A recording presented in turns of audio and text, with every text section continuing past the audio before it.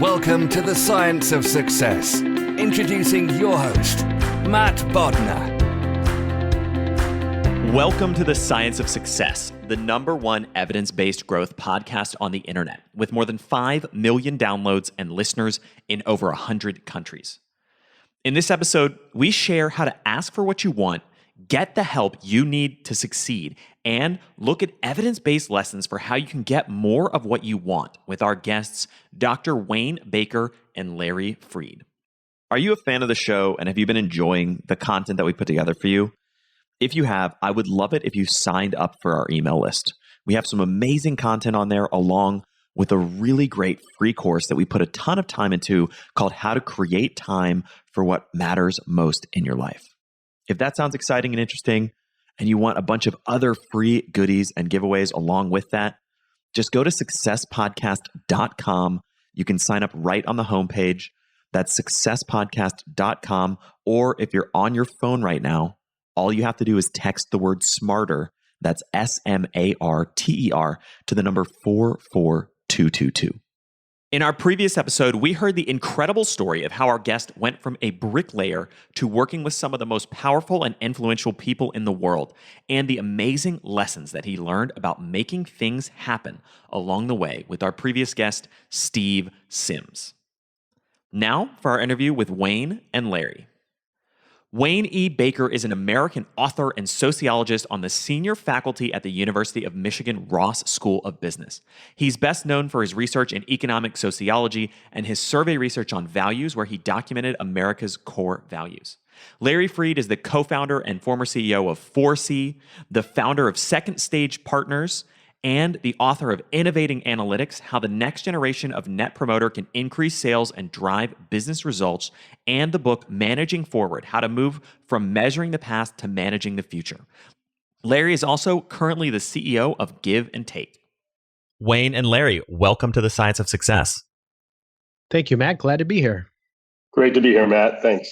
Well, I'm really excited to have you back on, Wayne, and I'm excited to have you on the show as well, Larry. You know, you guys have put together a really interesting project, and I want to get into the science behind it and some of the research, because one of the main focuses, really the reason that this show even exists, is to take science, data, research, evidence, and make that into really practical, implementable, actionable things in people's lives. And you're doing that every day, and that's what I find so interesting about what you're up to. So I'd love to start out with the science of giving, and why do we give? Why don't we give? And what is the impact on us?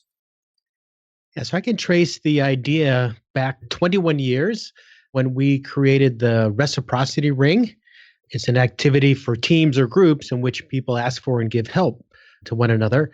And we created it as a giving activity, a generosity activity. But we learned very early on that getting people to help and to give seemed natural. People really liked doing that. The real problem was getting people to ask for what they needed. You know, you can't give unless you know what another person needs. And so what we discovered through the Reciprocity Ring and then the research that we've conducted since is that the key to giving and receiving is the request. That's the catalyst that drives the whole process. Not what I expected, but that's what the data show. Givers will give if you make it easy for them to give. And they need that. And they also obviously need someone to ask, because no one wants unsolicited help. We all get that from time to time, and we're never really happy about it. So the process starts with the person asking for help. And that really is the key. And then what we want to do is make sure that we create an environment where we're encouraging that process to continue, both on the asking for help side, but also on the giving side. And we want to protect against generosity, burnout, and things like that. Yeah, I can add a bit to that. Larry, you mentioned that no one likes unsolicited help. My 18-year-old who is finishing high school remotely here could attest to that. He doesn't like any unsolicited help from me at all. It's a common trait that we all run into with lots of family members.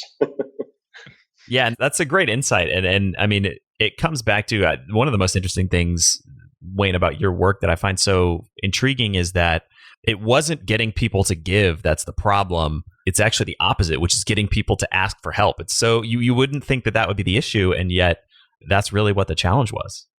Yeah, it was really a surprise. I'm driven by the evidence and by the data. And then it was just really clear that that was the case. So part of our research has been to identify and then circumvent or overcome some of the obstacles or the barriers to asking. So a very common one is that people are reluctant to ask because they are concerned or they fear that they'll be perceived to be incompetent or weak. They can't do their job. They're uneducated. But there's new research that's come out that says as long as you make a thoughtful request, people will think you are more competent, not less. So that's one of the many barriers. One other one I'll mention briefly is that we don't ask sometimes because we think no one can help us. And when we use a lot of the activities that Larry and I have developed and others, sometimes people will take me aside and say, I don't want to ask because I know no one here can help me. And my answer is always the same. You never know what people know or who they know until you ask. And when they ask, they're always surprised because they discover that there are all kinds of resources out there somewhere in the network, but they need a mechanism to ask and then to start the movement or circulation of those resources through that network. To add on to that, one of the other challenges in asking is knowing who to ask. And the Reciprocity Ring was a great example of when you bring a group of people together, they don't have to direct it to any one individual. They don't need to know the person that might have the right answer. They don't have to spend all that time asking John saying, no, I can't help. Go to Sally. Sally can't help. Then you go to Bob and maybe Bob helps. But when you can ask a group of people, it becomes a lot more efficient. And it also, I think, reduces the risk of that individual. They don't feel like they're taking up one person's time. They're making it easier. They're hitting 10, 15, 20 people at a time in a reciprocity ring. And Givitas lets you do that with hundreds and thousands of people. And so one of the things that we see is that reducing that stigma of asking for help is really key, but also is to make it easy to ask for help, especially when you don't know who to ask. An interesting stat from our platforms that we see is that the givers will outnumber the people that ask for help about 2.4 to 1. The key is getting those people to ask. It's a really good point, Larry. And one of the benefits of posting your request or your ask to an entire group is that it kind of eliminates or at least reduces giver burnout because you're not going to the usual suspects, the same people, but rather you're casting a wide net. The other advantage is that you discover that help comes from places you would never expect. I remember when I was writing my latest book that I use Givitas quite frequently to post a request for, say, a new example or a fresh example of something or a practice that would illustrate these principles. And it was amazing. I got connected to people from all over the world who I never would have met. One of my favorite ones was a person who's an HR director for one of the Aboriginal corporations in Alaska. Someone who was not someone I would meet in my normal travels, and yet it was really, really helpful. So you never know where the help will be.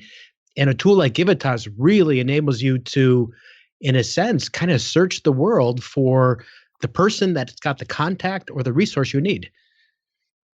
So there's two concepts that I want to drill down on a little bit. One is, and we talked about this in your previous interview, Wayne, but I want to make sure that listeners who might not have heard that understand what we're talking about. Can you give a little bit of background on what a reciprocity ring is and some of the findings that have come out of using those? Sure, glad to. So when we say reciprocity, we often think about what we call direct reciprocity. Matt, I help you and you help me, and that's great. We would want that to happen. But there's a more powerful form of reciprocity. We call it generalized reciprocity. So Larry helps me, and of course, I'm more likely to help him to pay back that help. But I'm also grateful for the help that I received, and I'm more likely to pay it forward and help you or help someone else. And the chain goes all the way around. And so we had that concept in mind, that generalized form of reciprocity, and said, how can we create an activity that would allow people to experience this and to actually benefit while they have that experience? And so we came up with this idea of the reciprocity ring. There's a very particular recipe. So we train people how to run it. There's a poster and materials that go with it and so forth. So it's going to sound simpler than it actually is. But essentially, everyone makes a request to the entire group. And they spend most of their time trying to figure out how they can meet other requests that people have. So you get to make a request, and then you're spending most of your time helping other people meet their requests.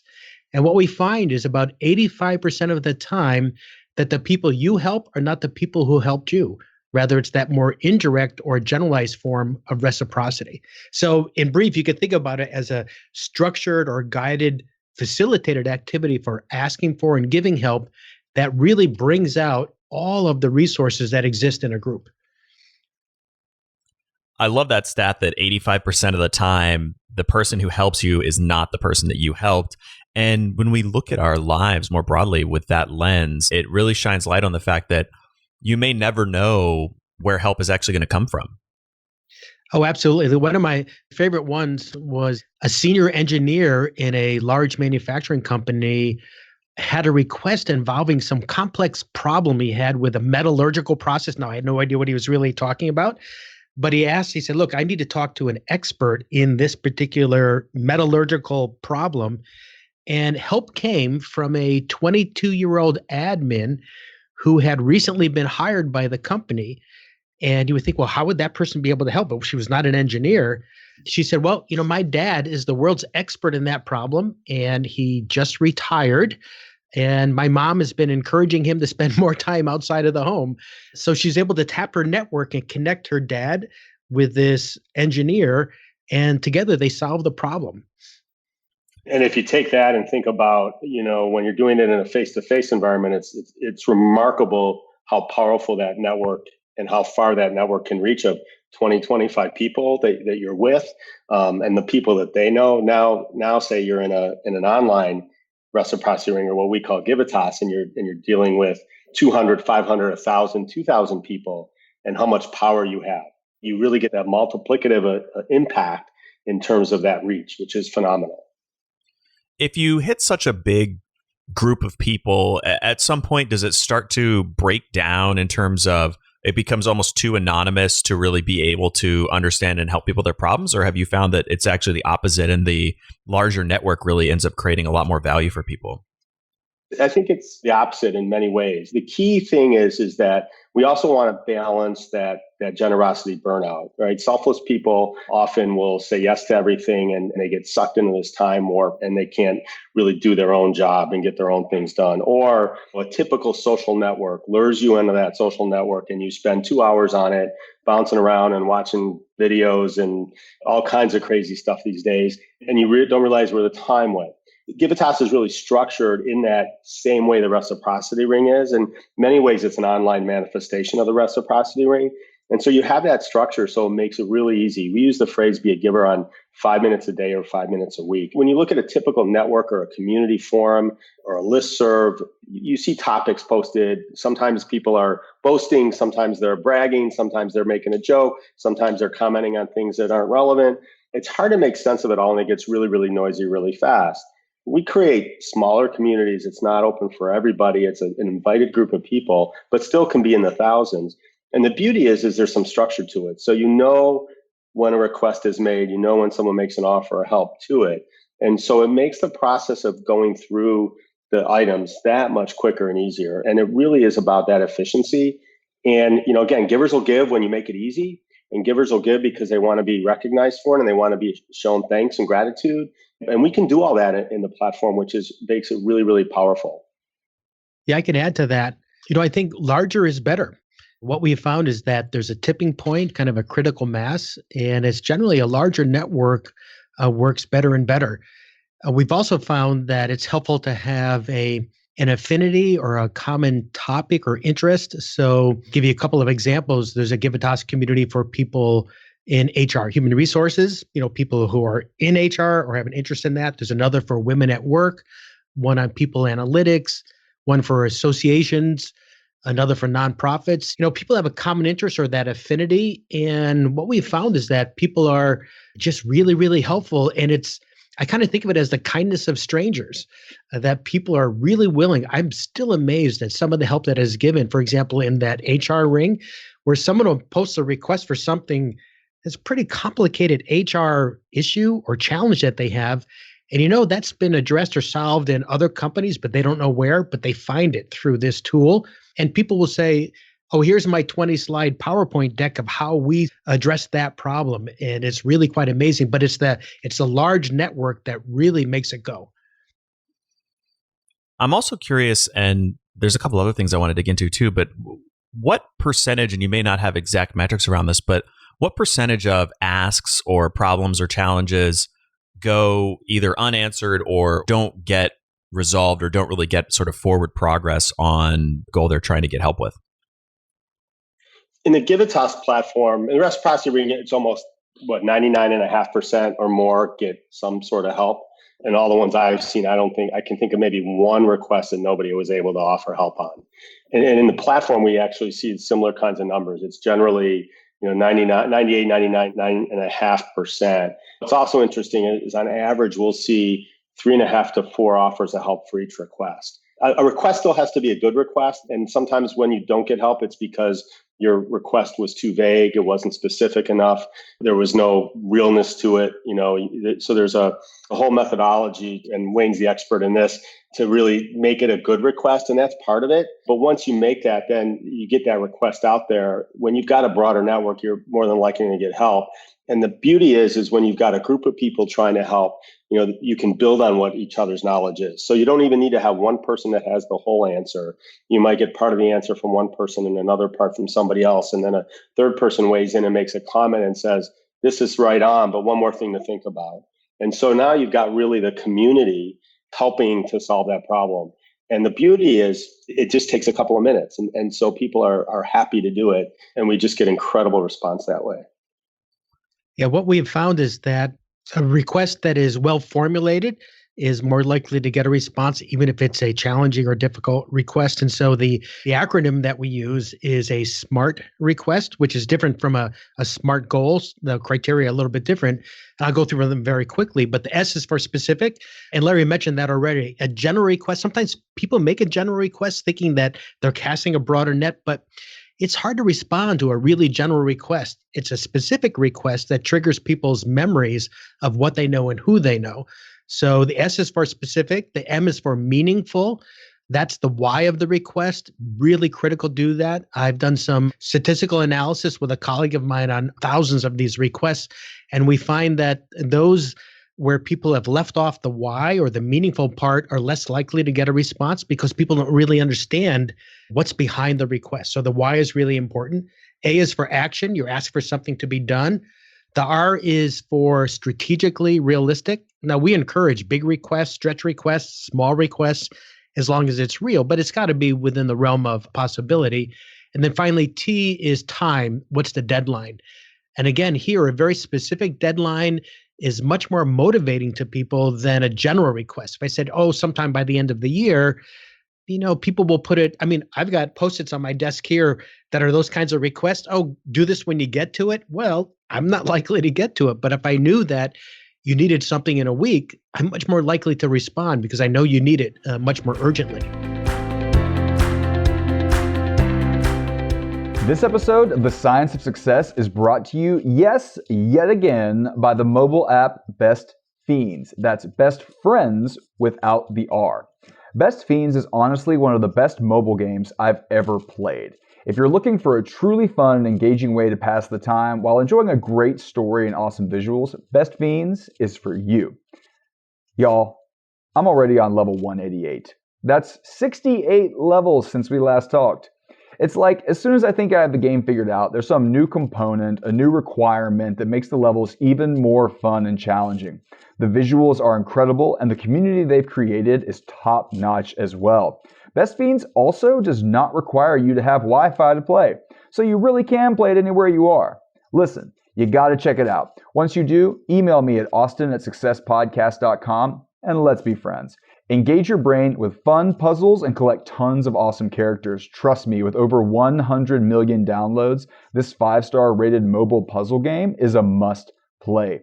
Download Best Fiends free on the Apple App Store or Google Play. That's Best Fiends. Again, think Best Friends without the R. Fiends. Check it out today. Let me know when you do, and let's play together. I love the specificity and all of these different components of making a request that's actually going to get answered, because you have so much data from the platform that actually shows quantitatively, here are the kinds of requests that get positive feedback, get traction, get answers, and here are the kinds of requests that struggle or that don't. It really plays out. If you ask, hey, I'm looking for a new job, no one can really help you, right? But if you say, hey, I'm looking for a job in this field, this is the experience I have, I want to do this in the next 2 months, and I want it to be in one of these two cities, people have a chance to help, right? It's just so important to drill down into that area, that what you really need. And again, it's about making it easy to ask for help, but also making it easier for the givers to give help. I can add a little to that with what we've learned for some of the research that we've published. Nat Buckley and I used a lot of Givitas data and analyzed thousands and thousands and thousands of requests and offers. And we were interested in two different explanations about why someone would give and why someone would help. And we ran a horse race between these two different competing explanations. One is that I'm more likely to help in order to give a good impression. It's all about impression management. So people will think I'm a generous person and therefore will help me in the future. So it's kind of a reputation thing. The other explanation, the other horse in the race, is that I'm more likely to help because I'm paying it forward out of gratitude for help received. So it's a very different kind of motivation. And so we didn't know which way it was going to go, but we had all of this data and we did this very sophisticated statistical analysis, control for other factors. And what we found is that the stronger and the longer lasting effect was gratitude for help received. So there was some reputation or impression management going on, but mainly people helped others who hadn't helped them because they were paying it forward because they were so grateful for the help that they had received. I found that one of the most interesting findings from our research. That's great. I love that finding. And it's funny because in many ways, the second order effect of that is that the more you help people down the road, the more help that they're going to give to others, and almost an endless cascade of an upward spiral, if you will, of positive giving and helping. Absolutely. And you can think about it as not only resources flowing through the network, but positive emotions and even positive energy flowing through the network as well. And when you can build in the gratitude to it as well, right? So first of all, when you see other people help, you're encouraged to participate and help. So there's a little bit of, maybe call it peer pressure, but that's one way to think about it. Or it's just, hey, they're doing good, I'm going to do good. And most people get a good feeling when they help others, right? There's all kinds of research that shows you feel better when you're helping other people. And then the gratitude being shown back, someone saying thank you, we appreciate that, we're grateful for it, really goes a long way to encourage you to do it again. And I saw some research a while back, and it talked about that on average, when people are getting help, it's like 10 to 20% of the time they're saying thank you. It's remarkable how low that number is. And when we can raise that up to 50, 60, 70, 80%, it really creates this, I like to think of it as a cycle of generosity. You help people, you see other people helping, you want to get into that, you want to be part of that. And it just expands the network so far and so powerful that the help is always there. And so if you follow that gratitude, it's really, really an encouraging aspect to continue to be that giver. And one of the great examples of this outside of the data you have from Givitas is the classic example, and we talked about it in our last interview, Wayne, of the kidney chain. I'd love to just hear that again explained really briefly, because to me, that's such a great demonstration of the power of gratitude and paying it forward and how you can really create a positive impact. Yeah, the kidney chain is truly, truly amazing. So one of my favorite ones, maybe because I live here in Michigan, was started by Matt Jones, another Michigander, who was thinking about how could I really do something of great value to another person. And he said, I've got 2 kidneys. I can live just fine with one. I'm going to look into donating one of my kidneys to a stranger. You can understand donating a kidney to a family member, that sort of thing. He said, no, I want to donate it to a stranger. And he actually had to undergo like an evaluation to make sure that his motivation for this, but it was true altruism. And so he arranged to do that. The person who received that kidney, that person's life was saved as a result of receiving that kidney. Now, that person was married to someone who would have donated his kidney, but they weren't compatible blood types or whatever. He said, but what I'm going to do is that I'm going to pay it forward and I'm going to donate one of my kidneys to another stranger. And then the stranger who received it, one of that person's relatives did the same thing. And it was this kidney to kidney to kidney, this whole stranger chain of people giving the gift of life through donating kidneys. And some of these kidney chains are really, really long now. And there are some hospitals who actually have created a mechanism to allow people to do this, because we know there's always a shortage for human organs. And really quite amazing to see this. Is one of the most vivid illustrations of true human generosity in a kidney chain. And it comes back to that same concept of one act of giving. It has the potential to be a chain reaction. But the thing that's stopping that giving from being unlocked is not a willingness to give. It's a willingness to ask. That's absolutely right. What I think about is there are 4 types that we've shown in our research, and we've developed an assessment that will assess your propensity to give and your propensity to ask or to request. The best place to be is what we call the giver requester. Now, that's someone who is generous, who freely gives, who gives without expectations of return, and they will make requests when they have a need. They do both. And they're very well regarded for their generosity, and they're the most productive because they get the inflow of answers, questions, resources, things that they need, that input in order to be successful. Another type that we see is probably the most common type is the overly generous giver, the person who gives a lot but doesn't ask for what they need. That's where burnout occurs. And the remedy to that is twofold. One is you need to put boundaries on giving so you don't overcommit your resources or overtax yourself. But you also need to make requests. And if you've been helping a lot of people, there's a lot of people out there who want to help you in return. The opposite of the overly generous giver is the selfish taker. They have no problem asking, but they don't give very often. And what we found in the Reciprocity Ring and Givitas is that if you have takers in there, they will still give because both of these are transparent. So you know whether someone's giving or not. And that's one reason why these tools work so well, is that even the selfish taker will give when it's transparent. To round it out, the 4th type is what we call the lone wolf. And in some ways, it's the most tragic or the saddest of the 4 types because they don't give, they don't ask. They're pretty disconnected from the whole world, just got their head down trying to do their work. And they're not very successful because you really do need input from other people to truly be successful. Yeah, the power of the exercise and the experience, getting those takers to participate. And you could argue that they may be doing it for the wrong reason, but they're not doing it necessarily out of the goodness of their heart. But nonetheless, they're sharing information, knowledge, experience, and helping other people. And that's what really counts. And so, they may be doing it because everyone sees them do it, because others are doing it. They don't want to be left behind. They don't want their reputation tarnished. To some extent, you can keep score, right? We have metrics and analytics around who's giving, who's helping, and so on. And so that encouragement to get the takers to participate and help others really helps the whole community so much. Without the Reciprocity Ring or without Givitas, if these people are left alone working in a cube somewhere, it doesn't happen. But when you can bring them together in these communities, you can start to get that value and let it be shared amongst the participants. Larry, that makes me think of another advantage that we've observed, and there's a lot of science to back this up, is that even when people, when they go into the tool, and let's say they're not doing anything, maybe they're lurking a little bit, they're still learning, and they're acquiring what is called ambient knowledge, is that you get to see who knows what. You get to see the network that's out there as well. And that's all really useful knowledge to be accumulating. So there are those secondary benefits by accumulating that ambient knowledge by just observing what's going on. And you not only learn from what other people are saying, you start to get more confident that you also can make that request. I mean, it starts to change people's attitudes and behaviors.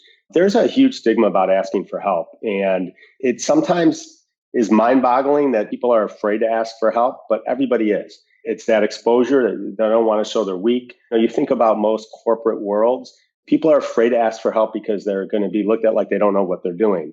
The way it should be looked upon is you're willing to ask for help.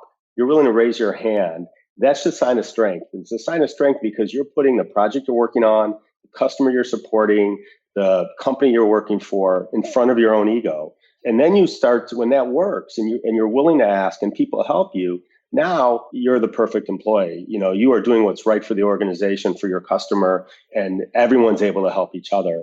And it has a huge bottom line impact on the business, on people's success, on people's careers. As a participant, you start to feel that the organization is there to help you, not to find your mistakes and punish you and get rid of you, but to help you be successful. It just builds, and it's this cycle of generosity that people start to really reach their potential, in many cases even exceed their potential. Really interesting insights. And I'm curious from both perspectives. Let's take, and I know there's mixes and matches in people that have each of these characteristics, but let's say for people who aren't asking enough, how can they ask more? And we've already talked a little bit about how can they make better asks, but how can they ask more? How can they overcome that fear, that shame, that uncertainty around asking for help? On the other end of the spectrum, people who are takers, what advice or feedback would you have for them about why they shouldn't be such a taker, why they should give more? Let me address the first part of that, which is how can you encourage or enable people to ask more? There's a process for doing this. So there's 4 steps to it. So the first is that you need to sit down and think about your goals. What are you trying to achieve? What are you trying to accomplish? Oftentimes people will make a request and they haven't thought it through and they end up getting a resource they really don't need. So it begins with the objective. What's the goal? And then the second part is to say, okay, if I've got that goal in mind, what resource do I need? And there we encourage people to think very broadly.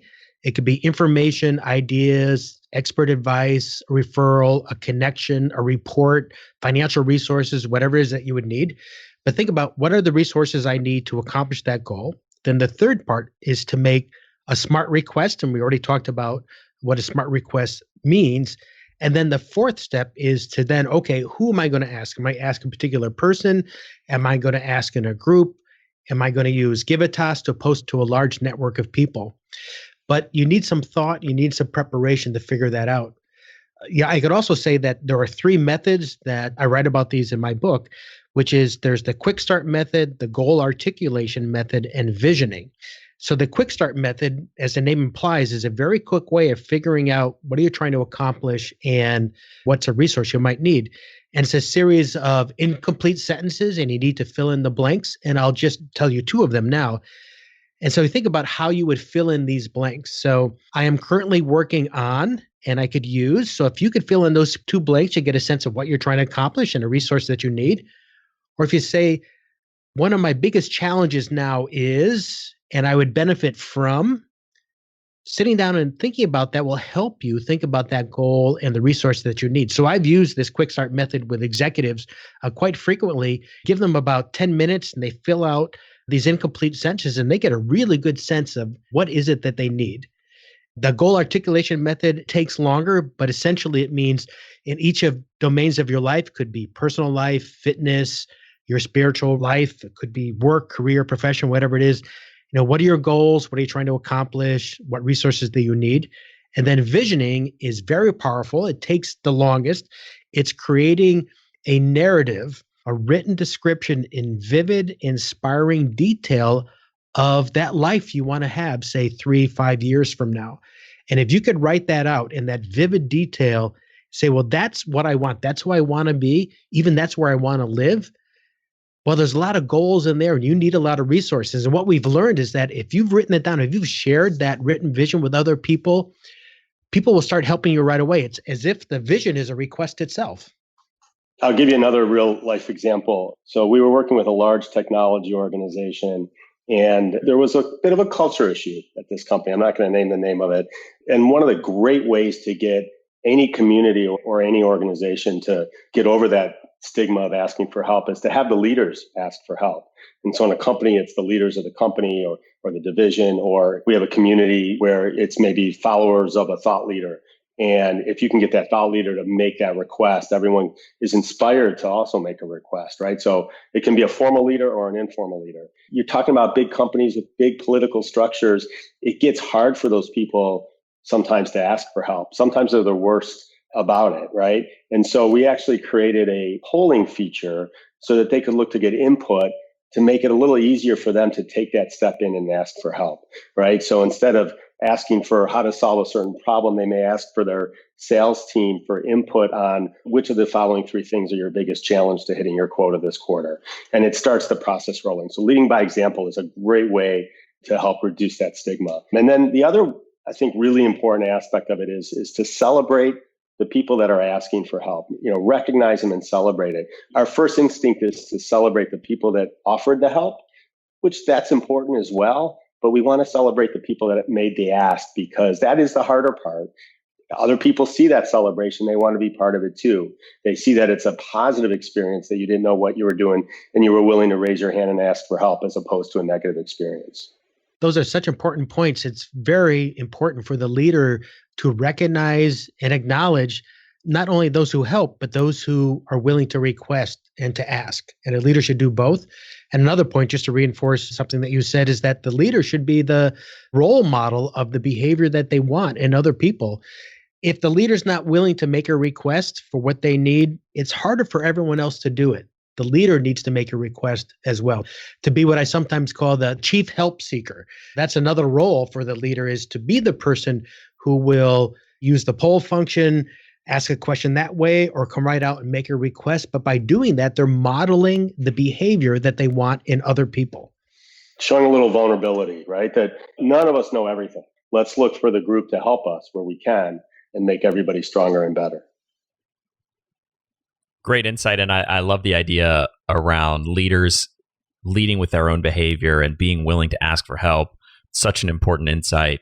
I want to come back to the other side of the coin too. If you're a taker, why should you change your behavior? Yeah, it's an interesting question. I think the evidence should convince the taker that they could be much more successful if they also give. If they realize that by giving and being generous, even if they're doing it for impression management or reputation building, they're still giving. They realize if they do that, that they will be more successful. People will be more likely to help them. So I think it's partly education.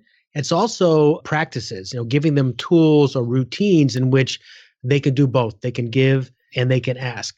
Yeah, I think the evidence should convince people that if you want to maximize your effectiveness, your creativity, and your performance, you want to do both. I have a saying that I didn't make up. I think Edward Deming was the first person that said it, but you can't manage what you don't measure. It's so important to have metrics around that, because now you can demonstrate to these people, who's asking for help, who's giving help. And so now you can start to really give them the evidence there that this is what's going on. And when they see that other people are doing it, takers often want to be the superstar. They don't want to share because they feel like it's them against their peer instead of them against the competition. Jack Welch was a great leader. His theory was, and it was right for that time, that you take the bottom 10% of your organization, you get them out, you get them to somewhere else in the company where they can be successful, or you get them out. It sent a message to people that it wasn't about doing your best, it was about doing better than your peers. And that sort of reinforces this idea of being a taker and not being a giver. You roll the clock forward, and when Adam came out with Give and Take and the Reciprocity Ring, it changes the dialogue. And now it's about, you can be a giver and be successful. And that's so powerful. And, it's really been a transformation through my career in the 80s and 90s. It was like looking at guys like Jack Welch, who was incredibly successful, but modeling that. I remember one of my first mentors gave me the book, The Art of War, and kill or be killed, right? That's not the way it has to be. We can help each other and still be successful. And the metrics and the measurements also help you really identify who those takers are. By those being visible, you can encourage them that there is a better way and get them to participate. That's a great distinction between doing your best versus doing better than your peers, because you can often confuse yourself and think that maybe those are the same thing. But the reality is that there's a really big distinction between those two. Yeah, it's the team that wins, right? And we see great examples of that in the sports world, but it really applies to the community, to the business. I mean, if we think about what people are going through today with COVID-19 and the challenges that it's facing, and it's helping each other that gets us through it and makes us all successful. It's actually really interesting. We've seen a huge increase in the number of requests as a result of what's going on in our platform. And I was looking at this data earlier today. 25% of the requests made in our platform since beginning of March have had the word COVID, Corona, or pandemic in it, right? And so even when we have these horrible situations that we're in, we can get help from our peers, our neighbors, our colleagues, our community, and we can also help them. And that really becomes a powerful tool. How do you avoid giving burnout? Making it easy to be a giver. There's a lot of different strategies that I've heard, and I think some of them are really effective. It depends a little bit on your personality, I think, how well you can do it. Some people say spend a certain amount of time every day and focus on that. Others will say spend just one day a week, part of one day a week, compartmentalize it and get all your giving out in that one period so you feel better because you see the magnitude of it. I've always personally struggled with that. It's the flood of email. You're just sort of dealing with it as it comes in. And it's so easy to take a request that comes in. And to Wayne's point earlier, if it's not specific, if there's no deadline, it sits in my inbox and I forget about it. And I wake up one night at 2 a.m. realizing I never answered that person. So if we can create an environment where it's easier to be a giver, and I think that has a number of components in it. One is when it's directed to a network, anybody can help out. So you don't always have to be that one person. The fact that you can see what other people have done, you're not recreating the wheel. The worst feeling in the world, I think, as a giver is when you spend your time, you offer that help and you're really thoughtful about it and you maybe make an introduction and the response is, oh, I've already solved that problem, right? So understanding the status of a request, does it still need help? So when we do all those things, we can start to make it a lot more efficient. That's one of the ways to really help with that burnout. People have to also balance it, right? The idea that when we can use the network, harness the collective intelligence of the network, it takes the burden off of any one person and the network's able to contribute and help. And by helping, you also become a better person because not only do you feel good, but you sometimes will learn that material or learn that information and even get a little bit better at it because you had to articulate it to somebody else. And so if you always go to the expert, you get the same answer all the time and the expert gets burnt out. But if the expert can help one person and then they can help somebody else, you start to get more innovation that can happen as well. And for people who want to start asking for help more frequently or giving help, what is one action item or concrete piece of homework that you would give them to start implementing this in their lives? Yeah, I would say to pause perhaps at the beginning of the day when you get up, get a cup of coffee, start your computer, is to pause for a few minutes and think about what am I trying to accomplish today? What are my objectives? What are my goals for today? And actually write them down. And then from that, I think quite naturally, it flows, okay, well, what do I need? And then what do I need to ask for in order to accomplish that goal? At least make some progress on that.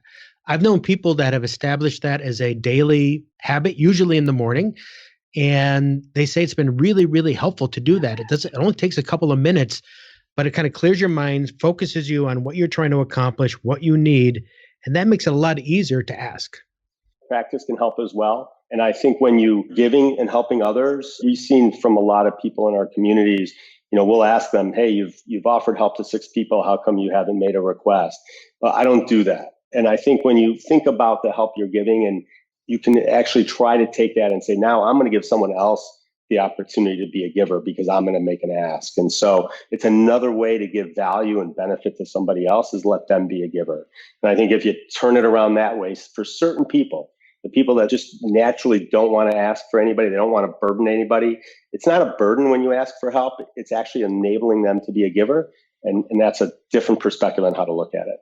If you're not asking, you're not enabling other people to be givers, to be generous, and that it's a duty or a responsibility to request. It's not a burden. And most people are delighted to help. And sometimes it's very easy for a person to help, even though the benefit might be very big to you as the requester. So you really should think about it as a required essential part of the whole process itself, is asking as well as giving. So if you're a leader, let's say you're running a group, 10 people or 100 people or 1,000 people, and you want to create this collaborative, generous community that's helping each other. Most leaders think I'm there to solve everybody's problem. Sometimes even if you know the answer, if you can ask the crowd to help you and they start to solve that problem, they're energized. They feel good about it. They want to give to their colleague. That's how you create that teamwork. It's another way of leading by example. Wayne, you brought up another really good point a second ago, which is in many ways, making a good ask really starts with self-awareness and beginning with what do you need help with? What are you working on right now?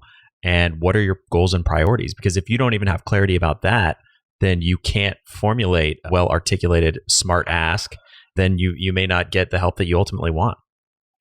Absolutely. If you think about, if you did that at the beginning of every morning, okay, what am I trying to accomplish today? What you're doing is creating a vision of success for yourself. That's what you're trying to accomplish today. Here's the resources you need, and you're going to request them either directly from someone, perhaps through LinkedIn, email, through Givitas, through another platform, is that, you're creating that vision. That's what a successful day is going to look like. If you think about the opposite, sometimes, and I have to say, sometimes I fall into this myself, I turn on my email, I see all the stream of emails, I start answering those emails, and a couple hours goes by and I realized that was important, but I really didn't set aside time to focus on what I'm supposed to be accomplishing today. It's really important to do that, and enables you to perform at a much higher level if you do that on a regular basis, if you make it a habit. Yeah, I love that. Even just checking in for a few minutes at the beginning of the day. What are your goals? And is what you're doing aligned with those goals? If you just did that, you're going to see a massive impact over time on how you spend your time and ultimately the results that you create. Absolutely. And you can think about it in your personal life too. So it's not just in your work life, but, what are you trying to accomplish with your family, with your relationships, with your community, with different, groups you might be a part of. And if you think about it, it doesn't take very long to do it, but if you can develop that habit, it can be extremely powerful. For listeners who want to learn more about Givitas, who want to get involved, who want to make some asks and get help, where can they find more information and get into this online? So we've created a handful of communities that are free for anybody to participate. Wayne mentioned a few of them before. There's a group of HR leaders. There's a group of association leaders. There's a group for nonprofit leaders. And we've also created a group for listeners of your podcast. So the Science of Success. And so if you go to givitas.com/free, FREE, and Givitas is GIVITAS, you'll see a list of those, and one of them is the Science of Success podcast community, and people can join and they can help each other and ask questions of those audiences and start to put all of these ideas into practice and learn how to do them in that community, and then they can take them to the other parts of their life. And I can attest as a participant in several of those communities, they are extremely effective. I've found them so effective for the work that I've been trying to do when I've been writing my latest book. And it is so easy to help. Every morning I'll look through and say, okay, here's the dozen requests that have come in. I said, I can help on that one. I click, I do it. It doesn't take much time at all. And I realized that day I actually was able to help someone. And oh, by the way, I got some help too. Another resource I can give is the website for my new book. And there's a lot of free resources. I mentioned an assessment. That is a free assessment you can take through the website. And the nice thing, besides being free, is that it will give you a comparison of your results to the population of people taking the assessment. And the URL for that is the title of the book, All You Have to Do Is Ask.com. So if you go to there, you can find that and many other free resources. And those really support and augment all we're trying to do with Givitas and the company that Larry is leading. Well, Larry, Wayne, thank you so much for coming on the show, for sharing your research and the work that you've done. It's so great to see you putting this whole framework into practice and really helping people ask and helping people get help. Thank you, Matt. It's been a pleasure to be on with you again. Great speaking with you, Matt. Thanks a lot. Thank you so much for listening to The Science of Success. We created the show to help you, our listeners, master evidence-based growth. I love hearing from listeners. If you want to reach out, share your story, or just say hi, shoot me an email. My email is matt@successpodcast.com. That's matt@successpodcast.com. I'd love to hear from you, and I read and respond to every single listener email. I'm going to give you 3 reasons why you should sign up for our email list today by going to successpodcast.com, signing up right on the homepage. There's some incredible stuff that's only available to those on the email list, so be sure to sign up, including an exclusive curated weekly email from us called Mindset Monday, which is short, simple, filled with articles, stories, things that we found interesting and fascinating in the world of evidence-based growth in the last week. Next, you're getting an exclusive chance to shape the show, including voting on guests, submitting your own personal questions that we'll ask guests on air, and much more. Lastly, you're going to get a free guide we created based on listener demand our most popular guide, which is called How to Organize and Remember Everything.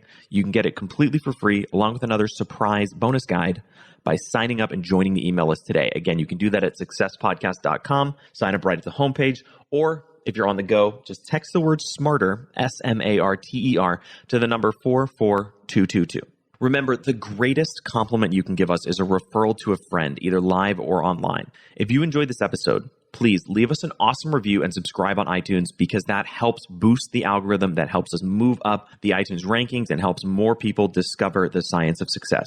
Don't forget, if you want to get all the incredible information we talk about in the show, links, transcripts, everything we discuss, and much more, be sure to check out our show notes. You can get those at successpodcast.com. Just hit the show notes button right at the top. Thanks again, and we'll see you on the next episode of The Science of Success.